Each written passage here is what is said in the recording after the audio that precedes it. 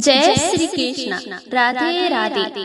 प्रिय भक्तजनों, आज है रविवार और रविवार को हम सब मिलकर सुनते हैं भगवान सूर्य देव की असीम कृपा पाने के लिए। इस पावन अवसर पर हम सब मिलकर सुनते हैं सूर्य देव की कथा। तो प्रेम से बोलिए गणेश महाराज की जय। जय हो। सूर्य नारायण की जय हो। पुराने समय की बात है, एक गांव में एक बुढ़िया रहा करती थी। उसके पति की सालों पहले मृत्यु हो गई। उस बुढ़िया के एक बेटा था, वह बहुत ही गरीब थी। वह बेटे और अपनी माँ बड़ी ही मुश्किल से अपना जीवन यापन कर रही थी। उस बुढ़िया ने बड़ी मुश्किल से अपने बेटे को पाल पोस कर बड़ा किया। इस गरीबी के कारण माँ बेटे का गुजर बसर बड़ी ही मुश्किल से हो रहा था। तो एक दिन बुढ़िया का बेटा कहने लगा, माँ अब मैं बड़ा हो गया हूँ और आपने पूरे जीवन में बहुत ही मेहनत की है। मैं बड़े यत्न से मुझे पाला है। माँ मैं आपके सपनों को पूरा करना चाहता हूँ। इसके लिए मुझे कोई भी काम की जरूरत है और मैंने सोचा है कि मैं कुछ बाहर जाकर कोई कार्य शुरू करूं। यहाँ गांव में तो मुझे कोई भी काम नहीं मिल रहा है। तो वह बुढ़िया अपने बेटे की मनसा जानकर मन ही मन में बहुत ही खुश हुई और भगवान सूर्य देव का स्मरण करते हुए कहने लगी, हे सूर्य भगवान, मेरे बेटे का अच्छा कारोबार चले और इसी समाज में खूब मान सम्मान मिले। और फिर बुढ़िया का बेटा काम की तलाश में शहर चला जाता है। और बुढ़िया सूर्य देव की परम भक्त थी और वह नियमित रूप से रविवार व्रत करती थी। रविवार को वह सूर्य उदय होने से पहले उठ जाता थी और पहले घर में झाड़ू बहारी करती। उसके बाद में स्नान आदि से निर्बत होकर घर के आंगन को गाय के गोबर से लेप कर स्वच्छ करती। उसके बाद उदय होते ही सूर्य भगवान की पूजा करती। रविवार की व्रत कथा सुनती, अपने बेटे की सलामती की कामना करती और फिर शाम को सूर्य भगवान को भोग लगाकर एक ही समय भोजन करती। सूर्य की कृपा से बुढ़िया को किसी प्रकार की चिंता या कष्ट नहीं था। वह अपने बेटे की तरफ से बहुत ही खुश थी। बुढ़िया आंगन लीपने के लिए एक पड़ोसन के घर से गाय का गोबर लाती थी। वह पड़ोसन बुढ़िया को खुश देखकर उसे बहुत ही जलती थी। मन ही मन सोचती कि एक बेटा था जो काम का बहाना बनाकर शहर चला गया है और फिर भी पीछे से कितनी खुश रहती है। इसे कोई भी चिंता फिकर क्यों नहीं है और मुझे इसका इस तरह बेवजह खुश रहना बर्दाश्त नहीं हो रहा है। कुछ ना कुछ तो करना ही पड़ेगा। ये घर का आंगन लीपने के लिए मेरी गाय का गोबर ले जाती है तो गाय को अंदर बांध लूंगी, फिर वह गोबर कैसे लाएगी। इस तरह को विचार मन में पालते हुए बुढ़िया की पड़ोसन ने शनिवार की शाम को गाय को घर के अंदर बांध लिया और रविवार को सुबह बुढ़िया जल्दी उठकर स्नान किया और फिर गोबर लाने के लिए पड़ोसन के घर गई। तो बाहर गाय नहीं थी तो पड़ोसन के घर पर दरवाजा खटखटाने लगी, लेकिन पड़ोसन ने दरवाजा नहीं खोला। थक हार कर बुढ़िया घर आ गई। उस दिन वह घर के आंगन को नहीं लीप सकी और आंगन लीपने के कारण उसने सूर्य भगवान को भोग भी नहीं लगाया, ना ही इसमें भोजन किया। सूर्य देव का स्मरण करती सूर्य अस्त होने पर भूखी प्यासी सो गई। तो बुढ़िया की श्रद्धा भक्ति को देखकर सूर्य बहुत ही प्रसन्न हुए और बूढ़ी माई को ईश्वर में दर्शन देकर कहने लगी, बुढ़िया माई सो रही है या जाग रही है। बुढ़िया कहने लगी कि महाराज ना तो सोई हूँ न ही जाग रही हूँ, क्योंकि आज्ञा है। तो सूर्य ने भगवान ने कहा कि माई आज तुमने मुझे भोग क्यों नहीं लगाया। तो बुढ़िया ने बताया कि क्या करूं महाराज, मुझे आज आंगन लीपने के लिए गोबर नहीं मिला। इसीलिए मैं आपका भोग नहीं लगा सके। मुझसे बहुत ही बड़ी गलती हो गई है, आप मुझे क्षमा करें। और मैंने प्रण लिया है कि अगले रविवार को घर के आंगन को गाय के गोबर से जरूर लेपूंगी और उसके बाद आपको भोग लगाऊंगी। भोजन इसमें भी भोजन ग्रहण करूंगी। तब तक मैं अन्न और जल का त्याग करती हूँ। सूर्य देव भगवान ने कहा कि बूढ़ी माई, सारी सोच त्यागने देख तुम्हारे घर में एक सुंदर सी गाय और बछड़ा खड़ा है। अब मुझे किसी के घर की गोबर लाने के लिए नहीं जाना पड़ेगा। इतना कहकर सूर्य भगवान अंतर्ध्यान हो जाते हैं और ब्रह्म मुहूर्त का समय था। बूढ़ी माई की आंख खुली तो उसने देखा कि उसके घर के आंगन में एक सुंदर सी गाय बछड़ा खड़ा है।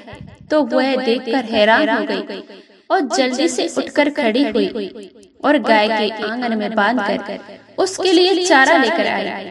फिर उसे चारा खिलाकर बछड़े को गौ माता का दूध पिलाया और बचा हुआ दूध बाल्टी में निकाल लिया। तो भगवान का चमत्कार देखकर बुढ़िया बहुत ही खुश हुई। दूसरे दिन सुबह बुढ़िया के पड़ोसन ने देखा कि बुढ़िया के घर पर एक सुंदर सी गाय और बछड़ा बंधा है।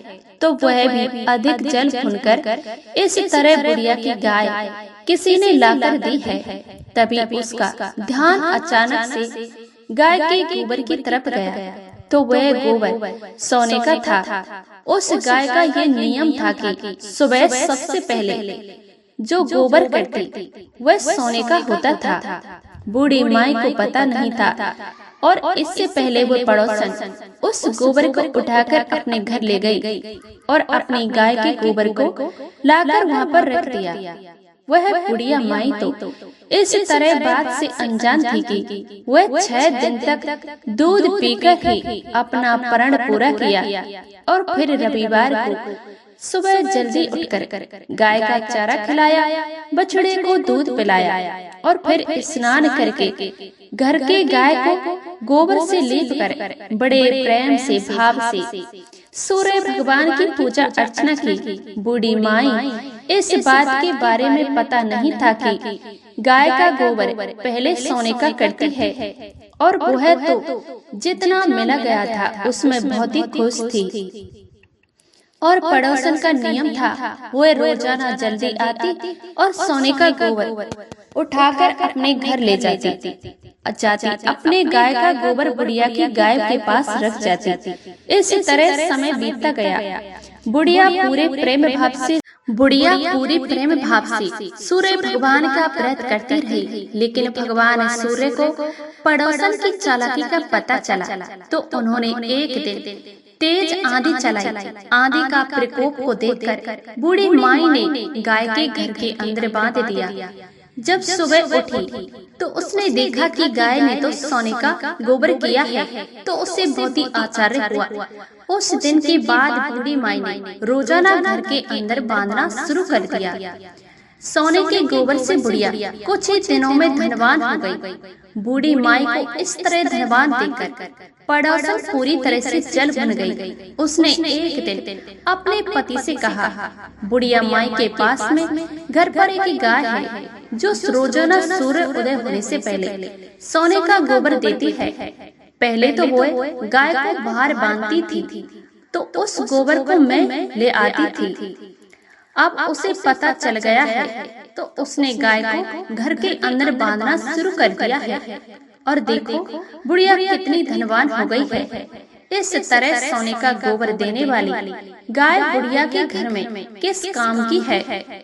ये इतने सारे सोने का क्या करेगी? इसका एक बेटा था जो भी काम के बहाने से बाहर चला गया है। पता नहीं वापस आएगा या नहीं आएगा। इसीलिए हमें जनहित के लिए राजा के पास जाकर इस गाय के बारे में बताना चाहिए। तो उसका पति कहने लगा कि जी हाँ, मैं आज ही राजा के पास जाकर इस गाय के बारे में बात करूंगा। इस तरह गाय तो राजा के पास होनी ही चाहिए ताकि जरूरतमंद लोगों में इसका उपयोग हो सके। तो इस तरह का विचार करके वह राजा के पास चला जाता है और जाकर कहा कि राजन, हमारे नगर में एक बुढ़िया माई रहती है।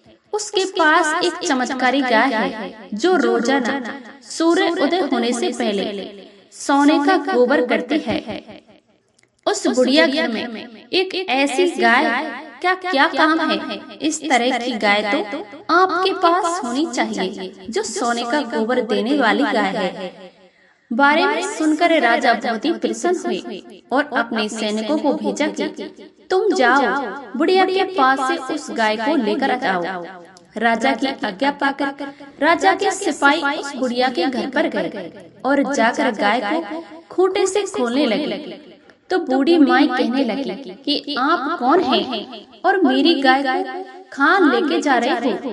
और वो कहने लगी कि हमें तो राजा ने भेजा है और इस गाय को राजमहल में मंगवाया है।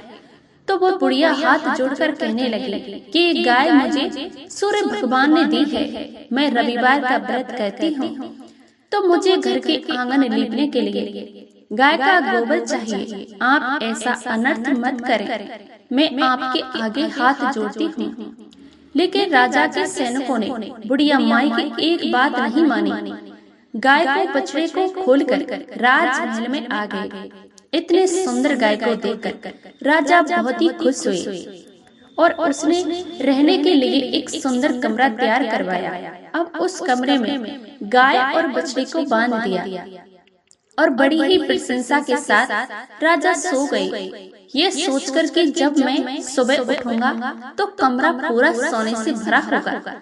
राजा पूरी रात ठीक से नींद भी नहीं आई। सुबह जल्दी उठकर गाय के कमरे की ओर चल पड़े तो राजा को बहुत ही बुरी तरह से दुर्गंध आने लगी। राजा सोचने लगे कि ये दुर्गंध किस चीज की आ रही है। तभी गाय के कमरे की तरफ देखा तो पूरा कमरा गाय के बदबूदार गोबर से भरा हुआ था और सारा राजमहल गंध गंध तक रहा था। राजमहल में रहने वाले सारे लोग परेशान हो गए। रानी कहने लगी, हे राजा, आपने ये क्या किया? एक गाय को आपने यहाँ पर कमरे के अंदर बंधवा दिया। राजा कहने लगे कि मैंने तो सुना था कि ये गाय सोने का गोबर करती है। आप भी ऐसे बातों में कैसे विश्वास कर लेते हैं? पशु तो पशु है, वो गोबर ही करेगा। क्या आपने आज के पहले कभी सुना है कि गाय सोने का गोबर करती है? तो ये सुनकर राजा को बहुत ही गुस्सा आ गया और उन्होंने जल्दी से सैनिकों को आदेश दिया कि जाओ उस बुढ़िया के पड़ोसन को, उसके पति को, दोनों को यहाँ पर लेकर आओ, यहाँ पर प्रस्तुत करो। उन्हें इस दरिंदा का भयंकर दंड दिया जाएगा। राजा के सैनिक बूढ़ी माई के पड़ोसन को, उसके पति को लेने गए। सिपाही के आदेश दिए, लेकिन सफाई कर्मी जितना ही उस गोबर को बुहारने की कोशिश करते, उसे दुगना बढ़ जाता। तो ये देखकर राजा बहुत ही परेशान थे। तभी राजा के सैनिक बुढ़िया के पड़ोसन को, उसके पति को लेकर आ गए। तो राजा ने कहा कि तुमने ऐसी दुष्टता क्यों की है? तुम्हें इसके लिए दंड दिया जाएगा। और वह हाथ जोड़कर कहने लगा, महाराज, इसमें मेरी कोई गलती नहीं है।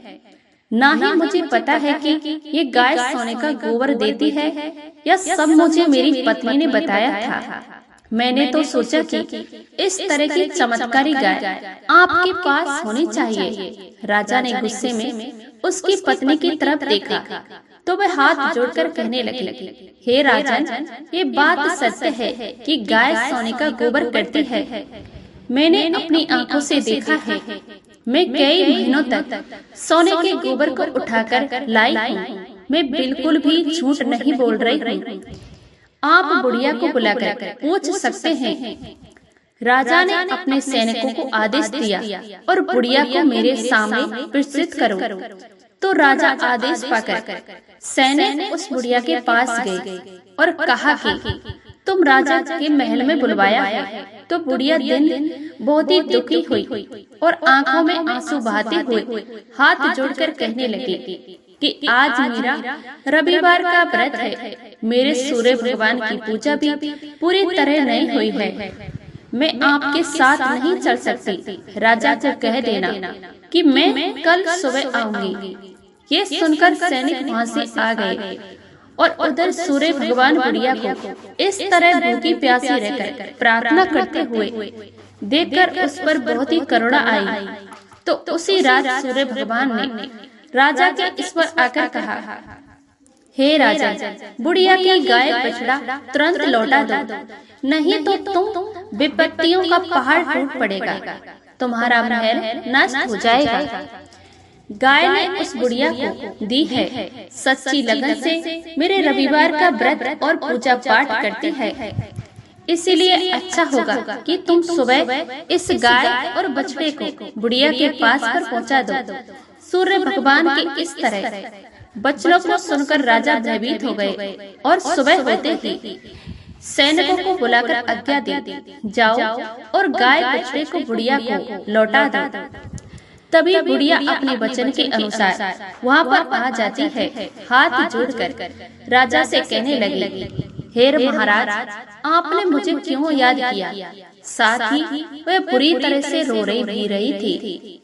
तो राजा अपने सिंहासन से उठकर खड़े हुए और बुढ़िया के चरणों में गिरकर कहने लगे, हे माई, मुझसे बहुत ही बड़ी गलती हो गई है, आप मुझे माफ कर दीजिए। आप मेरी माता के सम्मान हैं। मैं तो अभी सैनिकों के साथ आपकी गाय और बछड़े को भेज रहा हूँ। मुझे पता नहीं था कि आपको ये गाय सूर्य भगवान ने दी है। तो बुढ़िया माँ ये चमत्कार को देखकर प्रसन्न होकर मन ही मन भगवान सूर्य को धन्यवाद करने लगी। तो राजा कहने लगे, हे माई, आप मेरी माता के सम्मान हैं, आप चाहे तो मेरे राजमहल में रह सकती हैं। तो बुढ़िया माई कहने लगी, नहीं राजा, मेरा एक बेटा है जो धन कमाने के लिए शहर गया है, वह बहुत ही जल्दी आने वाला है, तो मुझे अपने घर तो जाना ही होगा। ये कहकर बुढ़िया माँ वहाँ से चल पड़ी। राजा बूढ़ी माई को खूब सारा धन और गाय और बछड़े के साथ में विदा किया। वहाँ जब भी आपका बेटा आ जाए तो उसे मेरे पास भेजना, मैं उसे अपने यहाँ पर नौकरी देना चाहता हूँ। ये सुनकर बुढ़िया बहुत ही खुश हुई और गाय और बछड़े के साथ अपने घर पर आ गई। फिर राजा ने उसके पड़ोसन और उसके पति को बुलाकर उसकी निंदा के लिए उसे दंड दिया और फिर पूरे राज्य में घोषणा करवाई कि सारे स्त्री पुरुष रविवार का व्रत करें और सूर्य भगवान की पूजा करें। तो राजा का ये कहना मानकर सारे नगरवासी रविवार का व्रत करने लगे। रविवार का व्रत करने से सूर्य भगवान की कृपा हुई। सभी लोगों के घर में धन्य धान्य से भर गए। पूरे राज्य में घरों में खुशहाली छा गई। सारे स्त्री पुरुष सुखी जीवन यापन करने लगे और सभी लोगों के शरीर कष्ट दूर हो गए। और बुढ़िया माई ने सूर्य भगवान से प्रार्थना की कि भगवान आपका दिया सब कुछ है, अब मैं चाहती हूँ कि जल्द से मेरा बेटा मेरे घर पर आ जाए। और जब से वहाँ गया है मुझे उसकी कोई भी खबर नहीं है। मुझे दिन रात उसकी चिंता सताती है, ना जाने वो कहाँ होगा, किस हाल में होगा, उसे कोई भी कार्य मिला है या नहीं मिला है। हे सूर्य भगवान, आपका दिया हुआ सब कुछ है, अब आप ऐसी कृपया करें कि वह जल्द से घर आ जाए। तो ये थोड़े ही दिनों के बाद बुढ़िया का बेटा धन कमा कर घर पर आ गया। अपने बेटे को वापस आया देखकर बुढ़िया माई बहुत ही खुश हुई। फिर अच्छा सा रिश्ता देखकर अपने बेटे का विवाह करा दिया। 10 महीने बुढ़िया की बहू ने बहुत ही सुंदर पुत्र को जन्म दिया। इस तरह बुढ़िया माई सूर्य भगवान के व्रत और पूजा पाठ से सुखी और संपन्न हो गई।